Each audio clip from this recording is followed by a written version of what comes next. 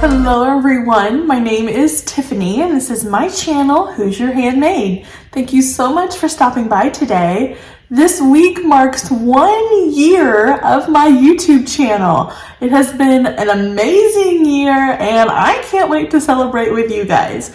This video is the first of 2 celebration videos, so if that sounds interesting to you, stick around. If you are new to my channel, welcome. Thank you so much for stopping by. I hope that you will consider subscribing before you leave. I would love to get to know you better and welcome you into the sewing community.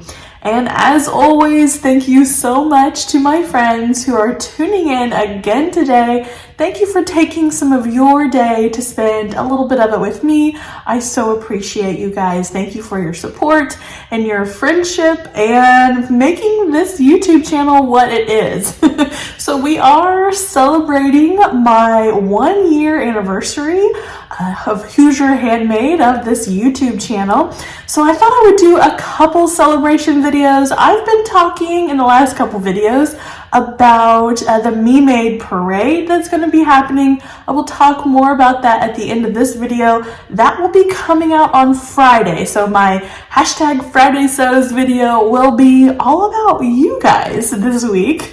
Thought that would be super fun to turn that Friday Sews into that. So today's video will be my thoughts on this 1 year of my YouTube channel, having this channel, why I started this channel, and then I would love to give some beginner tips if you are thinking about starting your own YouTube channel. So let's get into my thoughts from this year. So I started this YouTube channel.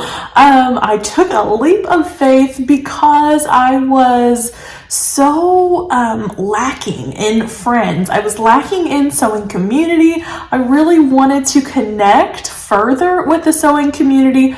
I'd watched YouTube for a couple years, actually. Watched it from afar, loved all of the sewing YouTubers, loved watching their videos and hearing about fabric and patterns and being inspired by their makes. And I just kept feeling a tugging in my spirit to give it a go, give my own channel a go, step out of my comfort zone big time, you guys, big time.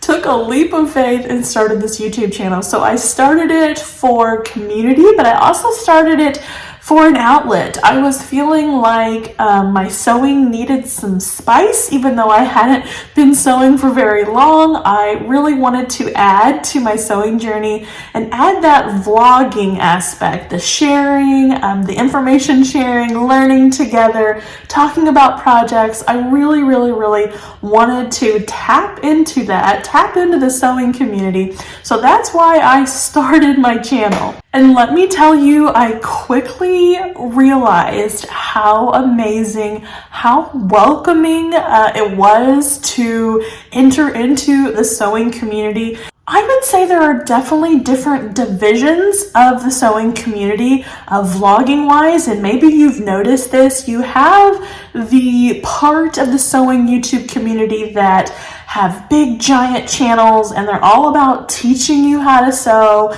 and they're more about that learning aspect. And then you have the other side of the sewing YouTube community who is more chatty, who wants to be friends, who's looking to build the community and also inspire you and spread that love of sewing.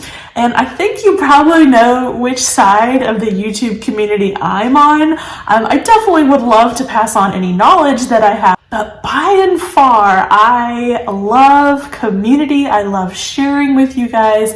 I love fostering that love for sewing, and I was not disappointed with the response. I was so amazed at how many wonderful people started following my channel and chatting with me down below in the comments. And I know not everybody's a chatter, and that's totally fine. It's totally fine if you don't feel comfortable chatting with me down below, but those comments mean so much to me. Those comments very quickly became the highlight of my week. I loved reading them, loved chatting back and forth with you guys. And that community aspect is one of the highlights of starting this channel. Chatting with you guys, getting to know you, learning about your sewing journey, seeing what you're making, and then even getting help from so many of you out there with so much knowledge, much more than I have.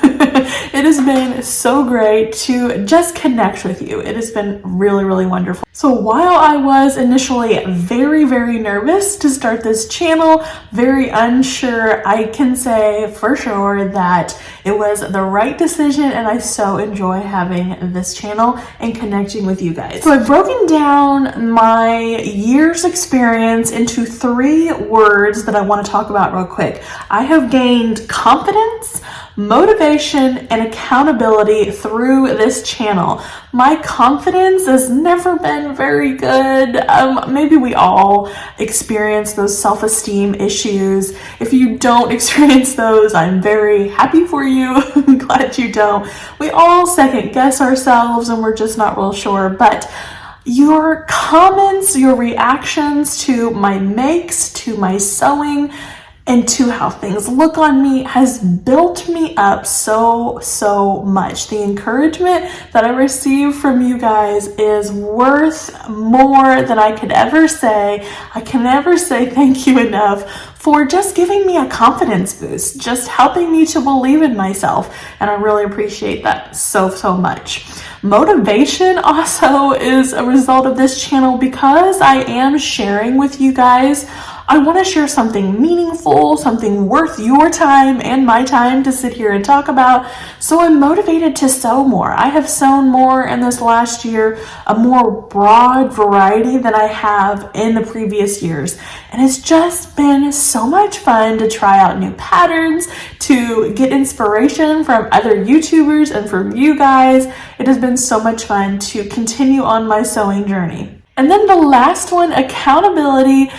You might know, if you've been following me for a while, that I started a stash challenge this year, and just sharing it on this channel, just talking about it in videos, and you guys have been totally supportive. Just doing that has lent me so much accountability. None of you are standing over my head with a broad stick waiting to hit me if I buy patterns or fabric. But just knowing that I need to talk to you guys about this, that I'm trying to challenge myself with this, has lent me so much accountability. I've thought several times, actually, no, I am showing my viewers that I'm doing a stash challenge. I'm going to be good. I'm going to stick to my plan so that I can prove to them that this can happen. So thank you guys. Thank you for keeping me on the straight and narrow. Thank you for the accountability aspect. Do I regret starting this YouTube channel? You probably know by now my answer. I absolutely do not.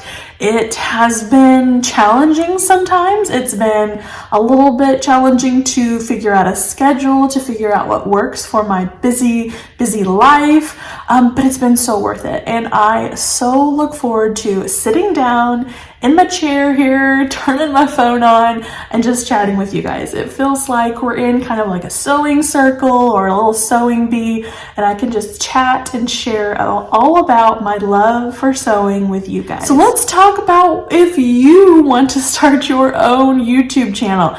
I watched a few videos before I started mine, and they were encouraging others to step out and start that channel. So here are some of my beginner tips if you are on the fence, if you're not sure of yourself, or if you don't know exactly what you want to do. Here's some beginner tips from me. My first tip, the biggest one of all, is just do it. Just set your camera up, set your phone or whatever recording device you want to use, set it up and start talking to it. Just jump right in.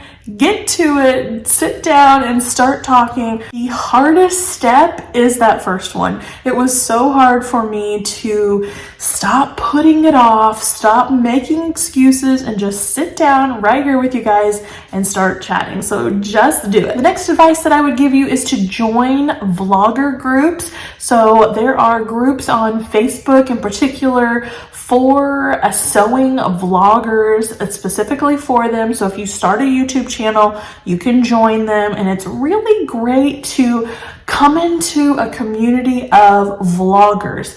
Obviously, we love our viewers, we love talking with them, we love chatting with them, but we're in a unique position that we are recording all the time. We're taking part in challenges, taking part in projects, doing collaborations. So all of that behind the screen stuff that our viewers don't necessarily see, it's so good to connect with other vloggers through those social media aspects. So if you have your own sewing vlogging channel and you're not joined to those social media groups, contact me and I will get with you and show you what groups those are. It's really good to be included in a group of like-minded people. On that same track of being active with other vloggers, be active on their YouTube channels. So connect with other sewists that also have channels.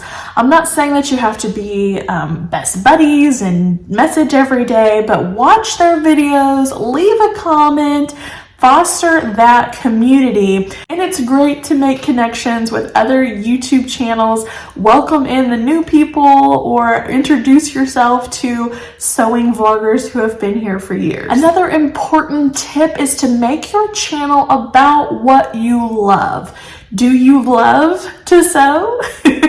Make sure that you really love it, that it's your passion, that you can talk about it all day for hours. Your audience definitely will pick up on whether you are genuine. I think you guys know that I could probably sit here and talk to you about sewing for days and days. I love it. It's become such an important part of my life. It's really not a hobby anymore, you guys. It's morphed. I have built a whole huge room in my new house for sewing. So it's turned into something much bigger than a hobby. So make sure that you are passionate and that you love whatever your channel is going to be about. Going along with that one is to be genuine. Just be yourself. You don't have to be a fancy person. You don't have to talk about fancy things. People are interested in what you are doing. I'm interested in what you are sewing, what surroundings you have. I would love to see your sewing space. I want to know more about you. You do not have to make yourself into something completely different just for your channel. Just be yourself and everyone will love to get to know you and to hear about what you are doing in your sewing journey. The next one is kind of personal. It's something that's really helped me in my busy schedule. I'm a wife, I'm a mama, I work full time, we're building a new house. Life is crazy, but this YouTube channel is really important to me. So what really helps me is to get a calendar and make a schedule. I will schedule out my YouTube videos 2 or 3 months ahead of time. Of course, they're tentative, they can always change, but it gives me a plan to work off of. I even went as far as making a uploading schedule. Tuesday and Fridays are my uploading schedule. If I have an extra video that needs to come out, it will likely always come out on Sunday. That just works for me. That schedule works for my life. So find something that works for your life. Don't overload yourself. If you can only do 1 video a week, that is totally fine. You find what works for your life. Do not stress. Don't add more to your busy schedule or your plate that you can handle. Creating a schedule has been really beneficial for me. The next one is don't be intimidated by fancy equipment. I am definitely not fancy over here, and I'm not saying I have the best lighting or I have the best equipment, but it works. It works. I'm sitting here talking to you right now. So don't be intimidated by having to wait for that $1,000 video camera or camera that you're looking at. Use your phone. I am using my phone right now. Maybe it doesn't do the best job, but it's getting the job done. So just do it. Take what you have right now and just do it. I have invested in a couple phone stands, but my first phone stand was just propping it up against something and talking to it. So use what you have right now. Don't be intimidated. Don't wait until you have that perfect setup of electronic equipment. Don't wait.